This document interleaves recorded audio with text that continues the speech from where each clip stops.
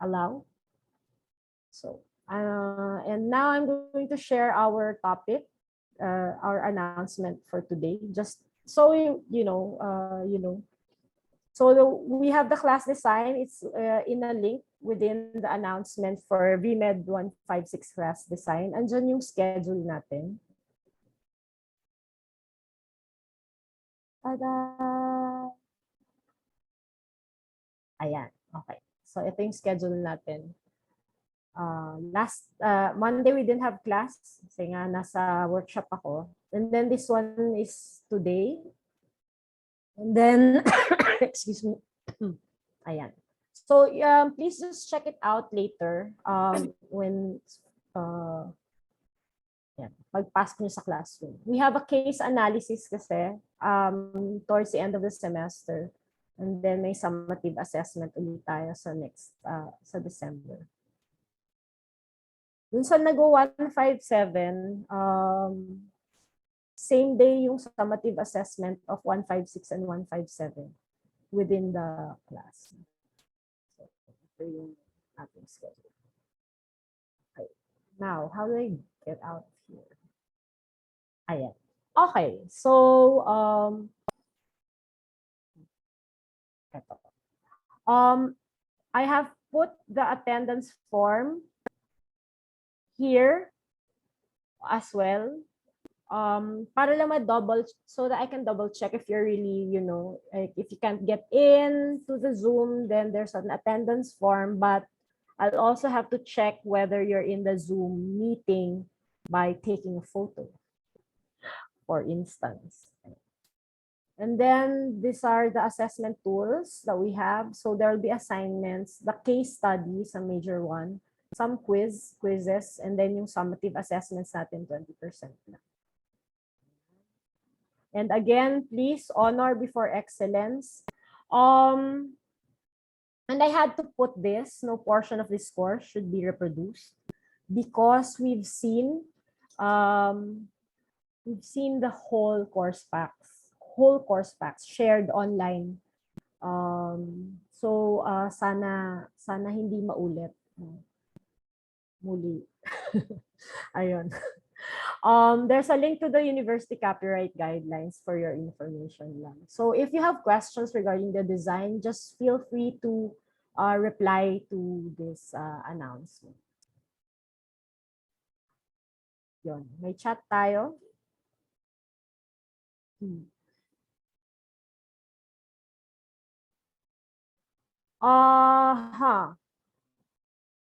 Miss, yeah, for your query, Ruth, siya illegal, yung ganon. Kami yung papagalitan. So I think she should fill up a pre-rog form. I actually approved about 5 COIs today. So paunahan silang mag-enroll. But they need to fill up a pre-rog form that I will check on AMIS and approve if the class size is still within the limit. Please tell her. Okay ba? Paki-chat na lang kung okay. Kung naintindihan. Para lang clear. Naputol. What? Yung sinasabi ko. Tell her mag-pre-rog. Yes, please. Because we need the pre-rog from this week. So that I can approve her and then I can add her to the class. Pre-rog siya agad. Kasi right now, like today, I only accepted 1 pre-rog. Isa pa lang nag-pre-rog sa akin. Like yung iba, they said, pwede ba mag-pre-rog? But they only emailed me and I can't do anything about that. It has to be in AMIS para na monitor din ng registrar. Thank you so much. Ayan. Okay, so I'm sending the attendance sheet right now on the chat. So anyone who arrives after right now will not get the link to the attendance sheet. Okay, so today we're going to talk about veterinary associations. Uh, I'll just move ahead to the presentation so that you have time to form your groups and talk about what you want to submit in your assignment. So if you saw the introduction to 1.5 to 156, totoo yun. You can comment on that too. Okay, so ay mali. Wait lang. Stop share. Ay, later na pala. Okay, so I'm going to talk about like an example no of veterinary associations and related institutions and organizations. No? So I for one like I'm going to show you my affiliations as a person. So that you have an idea, for instance, of like what I do in that association, etc. Okay. Kasi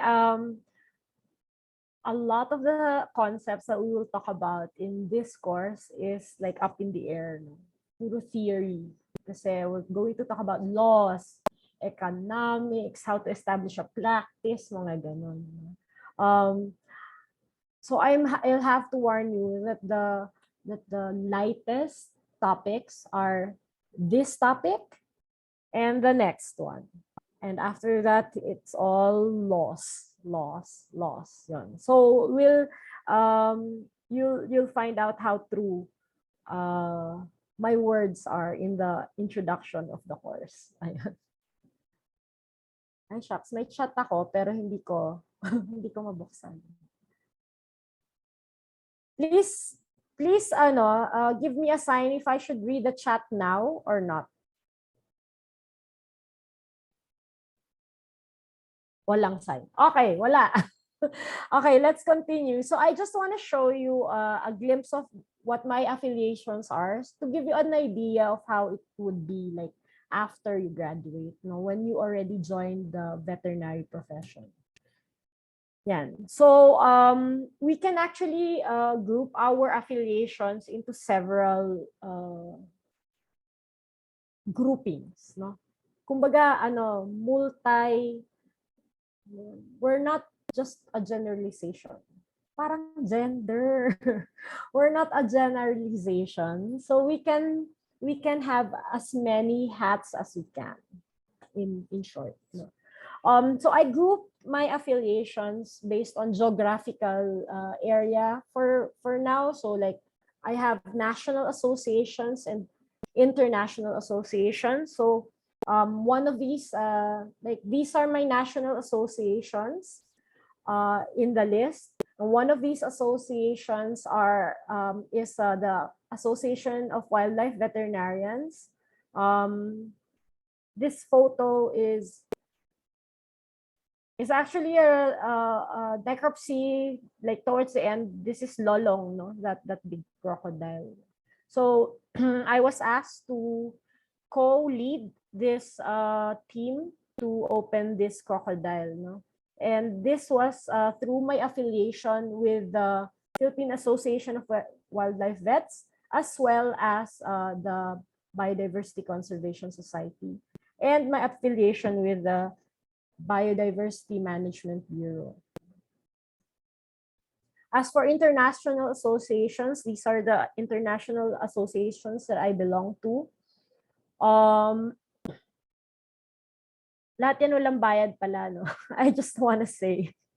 But it kind of enriches you as a person because you get to be exposed to different settings, different ways of doing, different trainings as well.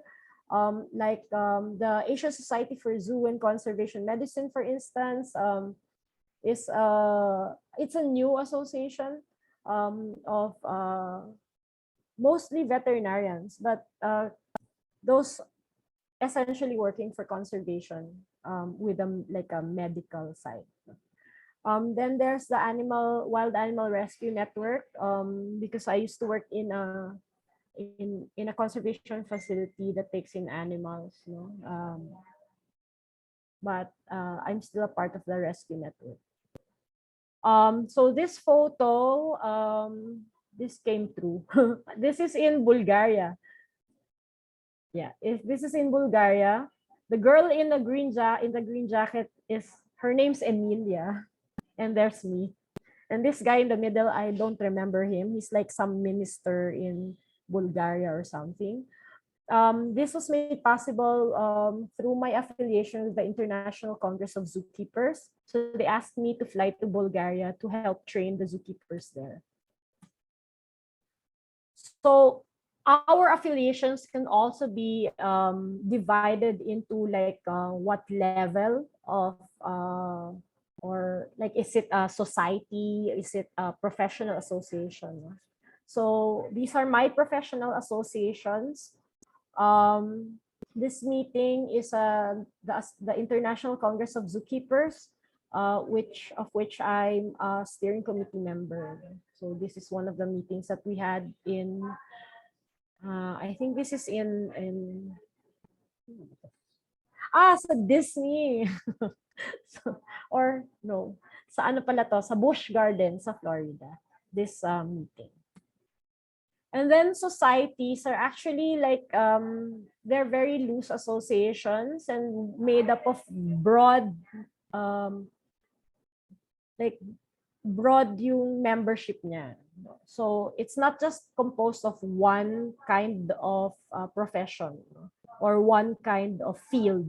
Like the PVMA is a society as well as an association where there are veterinarians that are from different areas or different fields coming together, to represent the whole veterinary medicine practitioner or veterinarians, all the veterinarians of the Philippines. So as soon as you do your oath taking, after you pass the boards, you get inducted into the Philippine VetMed Association.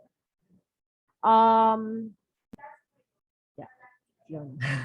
So one of the perks of having an affiliation is like access to training. No, this is an avian clinical training that I went to with Doc Andrew. No, but this one is through my affiliation with the Asian Society of Conservation Medicine. So there are also networks, very loose, networks that help each other, let's say, do projects, for instance, or raise awareness. For instance, the International Union for Conservation of Nature, and we have a network, and it's like a commission to help save species. And I belong to the Wild Pig Specialist Group. So we're looking at all the wild pigs in the world, and our job is to make sure that they don't disappear. So we're very active right now because of the ASF scare. And yeah, so not all the members of the SSC are vets. A lot of them are biologists, practitioners in the field as well. So hindi siya exclusive sa veterinarians. And then there's the Jersey Wildlife Conservation Trust ITC network. All of us are graduates of the Conservation Trust. And again, we're not veterinarians. Not all are veterinarians. Many of them are biologists, zookeepers, anyone who attended a course in the Dural Wildlife Conservation Trust. And then there are NGOs as well that are related to veterinary medicine, like the Animal Keepers and Trainers Association of the Philippines, for instance. I was one of the incorporators, but I helped zookeepers manage collections. And then there's the Philippine Marine Mammal Standing Network. The nice thing about a network is that if there's a problem, let's say in Bicol, may stranding, for instance, in Bicol, then the person who contacts me from Bicol can readily have help because I know someone in Bicol who has trained under the network. So for first responders, this is very important, especially if there's an animal in danger.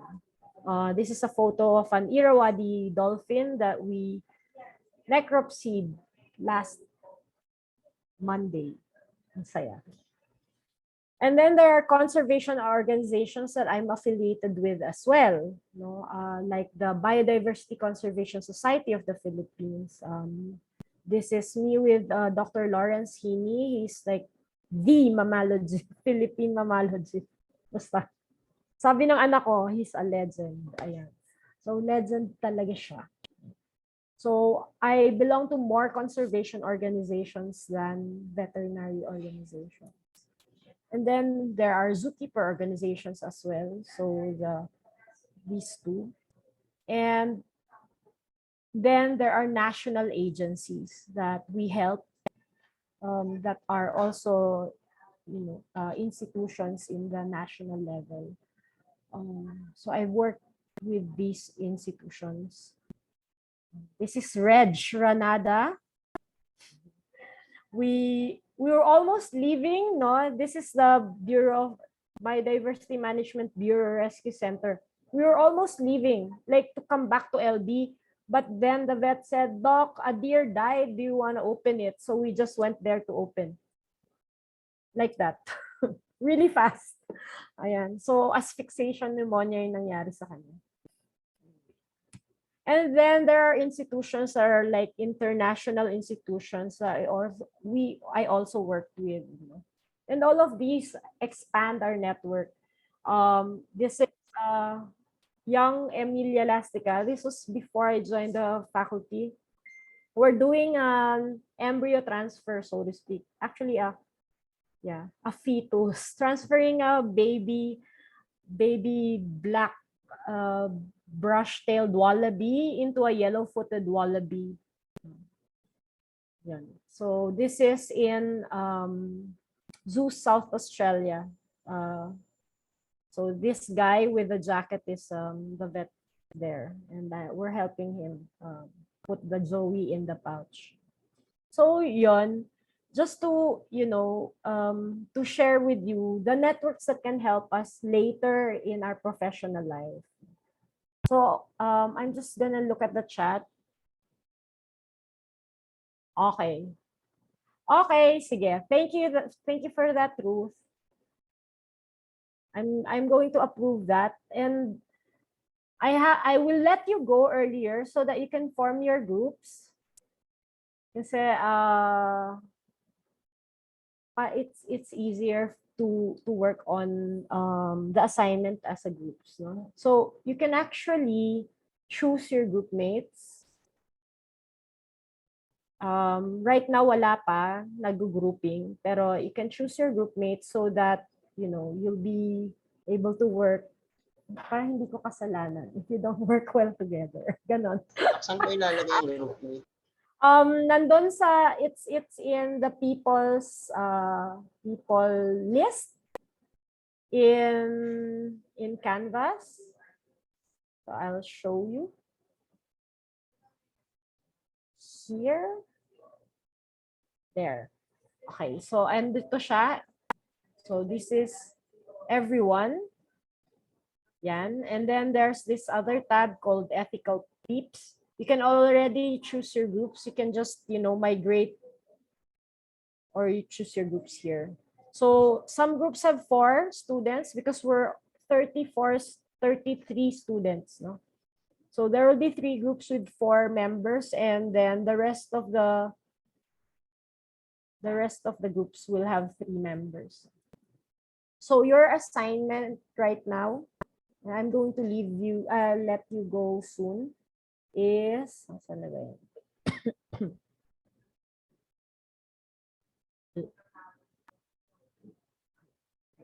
Kunin ko doon. Ito na nga yung gawin kong front page, no?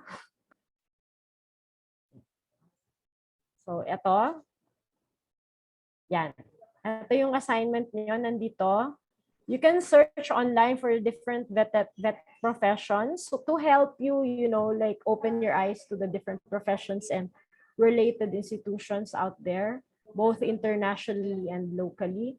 And then what you'll do is to submit a brochure describing what your association will be. So as a group, you need to decide if you form your own association, what would it be? Okay, so you can, okay, so if you were to create a vet association, what would it be about? And then what category would it be? Yung scope niya, ano yung subject nyo? Is this an surgeons association? What's your geographic distribution? Will it be an association, international ba siya or not? And then, what impact will your association have on the profession? So with these guidelines, we need you to make a brochure to encourage other people to join your association. Okay? So yun yung inyong assignment. So you can talk about it. The deadline is on Monday anyway. So group mate, okay. Sige. Okay, sige lang. Approve COI, pero wala pa siyang pre-rog. Sabi mo mag-pre-rog siya. You'll see the list there. Groups 4 to 10. Groups 4 to 10. Ang 3 groups, 3 people only. Okay? So with that, I'll leave you. Do you want to so I can actually leave you and to form breakout rooms if you want. Do you want that? Yes or no? And then you can go to your breakout room. I'm going to create 10 breakout rooms. And you can choose which one. Let participants choose. So depending on your group there, in Canvas, that's the breakout room number you'll have, okay? Is that good? And then you can choose your groups in Canvas later, okay? So full na yung group 5, I'll create a breakout room so you can go to open the room. So you can go to your room. So group 5 is full with ethical tip 5. John Norman. Hello, Doc. Good afternoon po. Yes, so you're Doc, actually, group 5. yung isa namin kasama, hindi po namin masyado kilala. We're actually waiting for Mr. Tyron Besares po. Hindi po namin alam yung isang nag-join sa amin. Tanggalin ko siya. I can do that. Sorry, Doc. Nag-usap na po kasi kami eh. Ay, gano'n. Okay, so Nathaniel, okay ka na sa group mo? So I suppose I should transfer. Okay. Okay, so yon, napalitan ko na. Nathaniel, full na ang group 6. Group 7 has 2 people right now. Group 8, full. Faye, Alessandra, your group 8. You can actually go to your rooms. Okay, yung group 7, okay na po kami. Hintay lang kami. Okay na yung room 7. 8, okay na kayo? Yes po, Doc. Okay na po. Okay.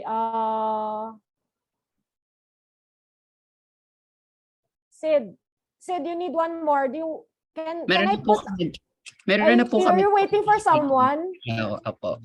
Tapos, okay lang po ba, Doc, while we're here, may tanong lang po ako regarding sa meeting natin tomorrow for clinics. Oh, sorry, yeah. 9 o'clock. 9 o'clock, yung meeting natin bukas. Yun ba Zoom yung din po question ba? mo?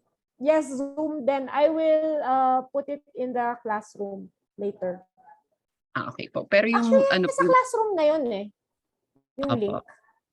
Yung meeting po natin for Friday and Saturday, online din po ba or will we be meeting face to face? Depende dun sa coordinator. Because this week is just orientation week. Okay po. Pero tomorrow po online lang po siya. Tomorrow is online, yes. Okay. Thank you po, Doc. You're welcome. So room 10, isa pa lang yung nandun. Room 10, you're full. So that's Alicia, Carlene, and Josette. You're group 10.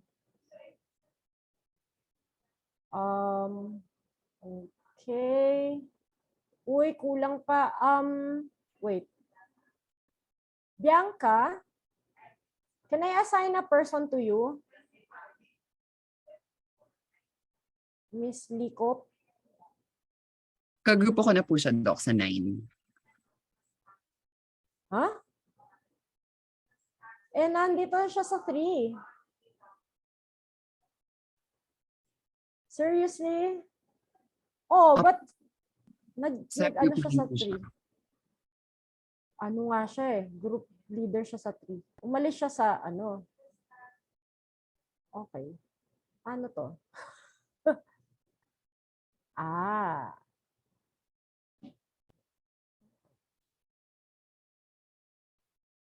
Sige, di tatanggalin ko siya sa...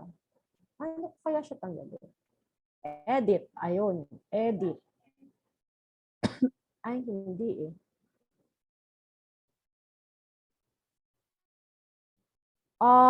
Zarina, can I assign someone to you?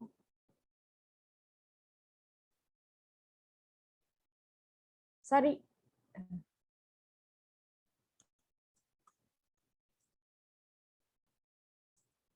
Asan na si Zarina?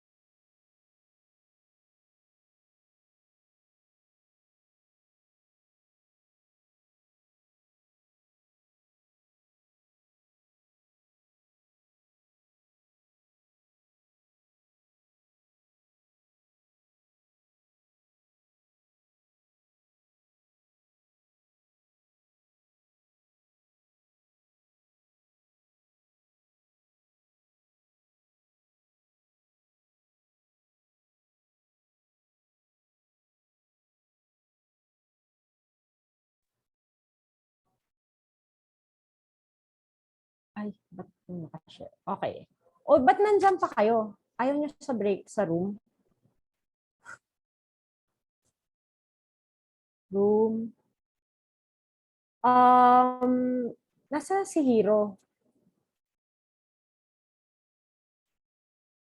Hero, you can join room 3 if you're there.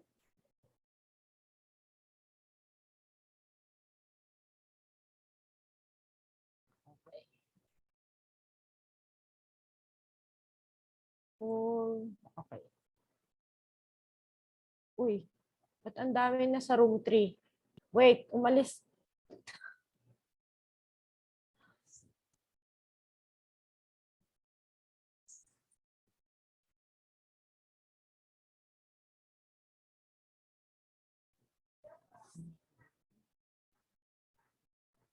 Okay.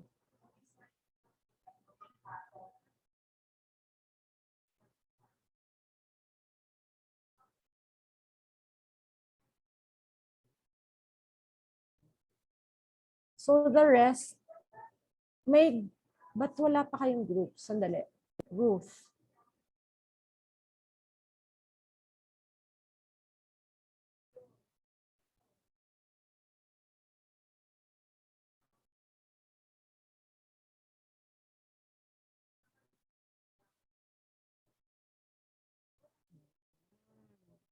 Na-assign ko kayo ah.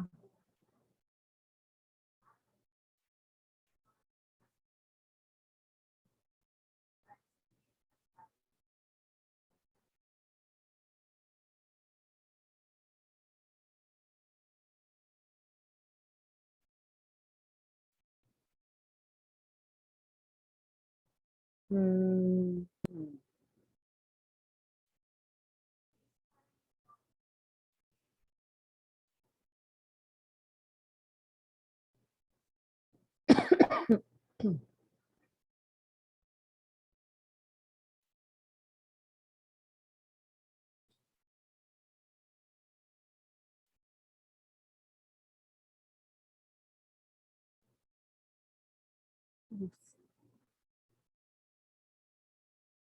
Ruth, anong group mo? Ako na. Wala ka, Ha? wala ka po. Kayo ni Jenica, friends ba kayo?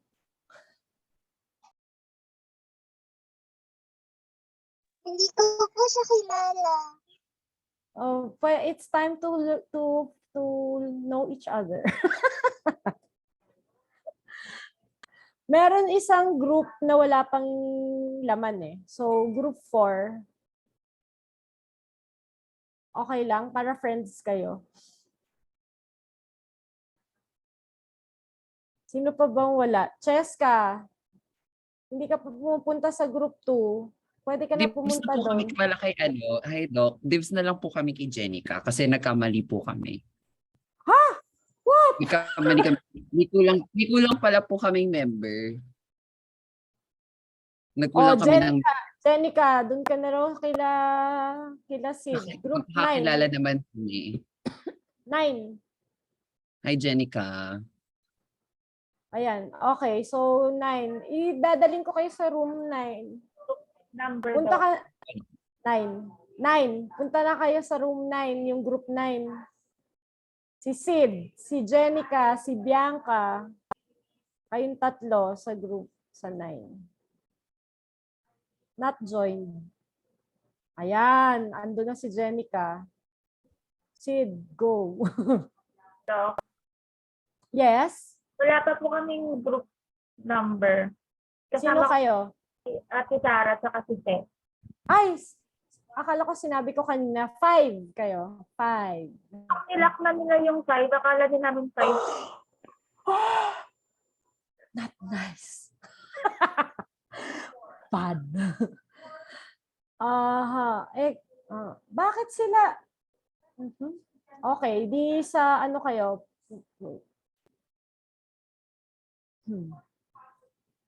Dalawa lang kayo. Ay, Tatlo kami. tatlo kayo? Hindi, sige. Pumili kayo ng room na, eto, yung room 1 wala pa. Wala pang tao sa room 1. Meron na pong isa, Doc. Ha? Sa room 1? Opo, Doc. Sino? Wala, 0 eh. Sa room 2, Doc, merong dalawa. Oo, sa room 2, may dalawa. Si Cheska, tsaka si Kia. Sige, Doc, papasok kami sa room 1, Doc. Doc, Oo, go. sa room 2 po pala, kasama din dapat po namin si Sofia, pero mahina kasi yung net niya, so hindi pa siya makapasok ulit. Okay. Anong... So, si Cheska to. Sige, ilalagay ko kayo. Sige. Ayan, okay. Kia and Cheska.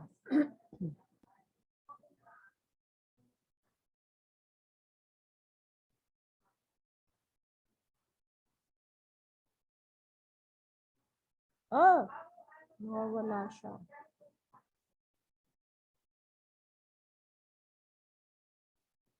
Sino pa? Ruth? Sinong friend mo? Doc, si L po ba nasa group na? Sino? Si L. L po. Si L nasa group. Ay, si L wala pa. Ha? Group 3 po with Chai and Jess. Group Chai and Yes po, Terpio. Sarina. Opo, Zarina Ledesma. Group 3 po. Okay. Okay. So, ilalagay kita doon. So, nasa na si Sarina? Ba't wala siya dyan? Nag-leave na po sila eh. So, nag-leave na din po ako dun sa room. Okay. So, okay na kayo? Kumbaga, napag-usapan nyo na yung kailangan nyo pag-usapan. Sige.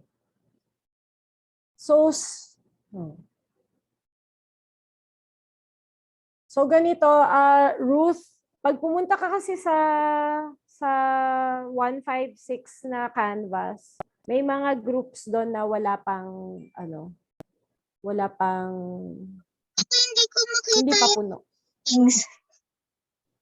Yung Saan po? sa people. People? Oo. Tapos may group set, ethical peeps, nakasulat. Phone lang po yung gamit ko, Doc. Baka po hindi siya makita sa phone. Okay. Pag-uwi. Sige. And then, like, comment kayo dun sa announcement para kung kailangan, ako maglilipat sa'yo. Not Ha? Doc. Apo, Doc. Intahan ko rin po si Natalie Bautista. Okay, sige. May groups naman na hindi pa puno. Thank you, Doc. Okay. Question po. Yes Apat po. na po ba yung sa group 8? Hindi, 3 lang dapat ang group 8. Okay po. Yung sa amin po kasi 3 pa lang po naman kami sa group 2 Nina Cheska, and Sophia. 2 pa lang kayo ni Francesca. Clarissa and Francesca Gioscos? Yes po, Doc. Oo, 2 pa lang kayo.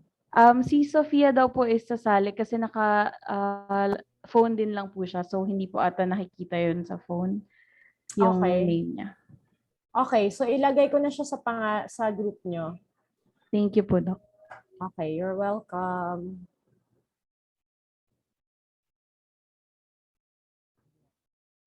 Sarah, kayo ni Lyra, no? Yes po, Doc. Okay, good. Okay, sige. Sige po, Doc. Kayong 2 lang? Kayo pa lang eh. Bali po si She, hinahanap pa po Castillo? niya yung, opo, hinahanap pa niya yung phone. Hindi Okay, din sino ako pa? May isa pa kayong kulang. Kami po, nila. Oo. Tanungin ko po. Kasi group 2 kayo, group 1 pala kayo. Sige po. Okay, sige. Parang okay na yun. So, si Donna Lynn, si Ruth, at sandali. Parang lahat meron ng group.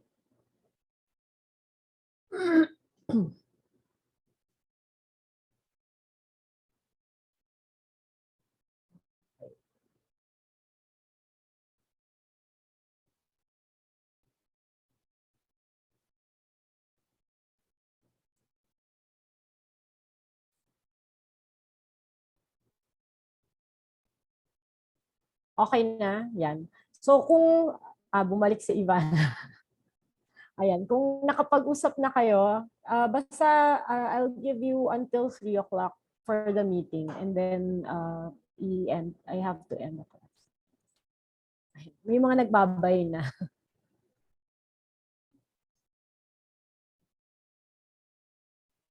Okay na.